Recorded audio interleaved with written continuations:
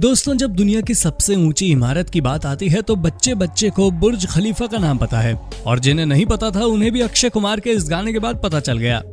जिकरदा दिला दूं तेनू बुर्ज खलीफा, तेनू बुर्ज। अरे नहीं, गाने में मत खो जाइए और जरा असलियत से रूबरू होइए, क्योंकि ये गगनचुंबी इमारत दिखने में जितनी ही जबरदस्त है, इसे बनाने में वर्कर्स का उतना ही खून पसीना लगा है। ना जाने कितने लोगों को जिंदगी और मौत के बीच में जाना पड़ा, तब जाकर आपको इतनी शानदार इमारत देखने को मिल रही है।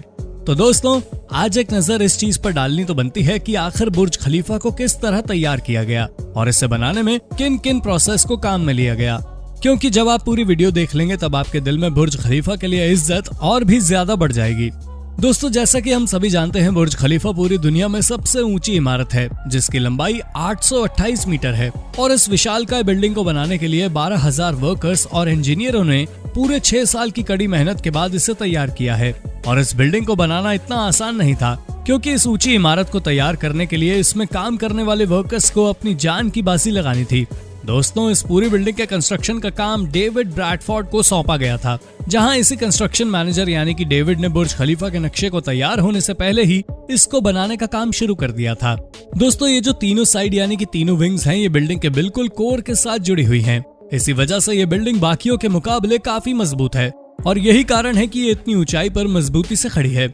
दोस्तों, ये सारा काम होने के बाद अब सबसे बड़ी चुनौती ये थी कि इतनी बड़ी बिल्डिंग को हवा के प्रहार से कैसे बचाया जा सकता है। ऐसे में हवा बुर्ज खलीफा को नुकसान न पहुंचाए, इसलिए बुर्ज खलीफा की बिल्डिंग में कुछ सुधार किए गए। पहली चीज तो बुर्ज खलीफा के ऊपर चौड़ाई में कमी लाई गई, और दूसरा, बुर्ज खलीफा के आकार को हवा की मौजूदा दिशाओं के हिसाब से पूरे टावर की दिशाओं में फेरबदल किया गया।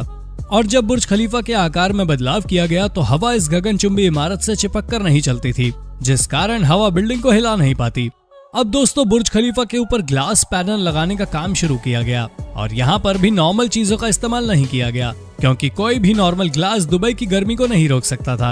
अगर बुर्ज खलीफा में नॉर्मल कांच का इस्तेमाल किया जाता तो बुर्ज खलीफा के अंदर का तापमान बहुत ही ज्यादा होता। यही कारण है कि बुर्ज खलीफा में लगाए जाने वाले ग्लास पैनल में ऐसे कांच का चुनाव किया गया जिसके शीशे के ऊपर 2 परत चढ़ी हुई थी। पहली परत सिल्वर कोटिंग की थी, जो धूप की गर्मी और अल्ट्रावायलेट रेज को रोककर वापस मोड़ देती थी, और दूसरी परत टाइटेनियम की चढ़ी हुई थी।